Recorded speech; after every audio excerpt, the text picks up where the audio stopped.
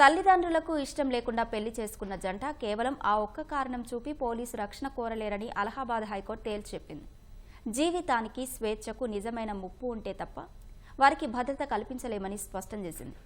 జంటలు ఒకరికొకరు అండగా నిలుస్తూ సమాజాన్ని ఎదుర్కోవాలని న్యాయస్థానం సూచించింది. ఉత్తరప్రదేశ్కు చెందిన శ్రేయ పెద్దలను ఎదిరించి తన ఇష్టపూర్వకంగా వివాహం చేసుకున్నారు. ఈ క్రమంలోనే తమకు రక్షణ కల్పించడంతో పాటు వైవాహిక జీవితంలో ఇతరులు జోక్యం చేసుకోకుండా ఆదేశాలు ఇవ్వాలని భర్తతో కలిసి అలహాబాద్ హైకోర్టును ఆశ్రయించారు. విచారణ సందర్భంగా ఈ జంటకు ఎలాంటి తీవ్రమైన ముప్పు పొంచలేదని న్యాయస్థానం భావించింది. కేవలం తల్లిదండ్రుల ఇష్టానికి వ్యతిరేకంగా పెళ్లి చేసుకున్నంత మాత్రాన పోలీసు రక్షణ కల్పించాల్సిన అవసరం లేదని గతంలో సుప్రీంకోర్టు ఇచ్చిన ఓ తీర్పును గుర్తు చేసింది.